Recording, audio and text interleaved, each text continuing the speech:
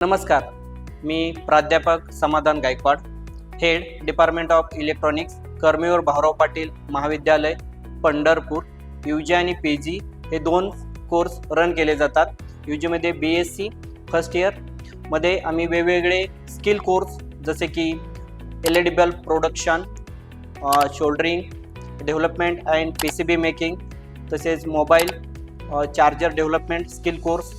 BSc second इयरला e vehicle technical course, तसं robotic, आणि थर्ड इयरला PCB डिझाईन जो ॲडव्हान्समध्ये आहे.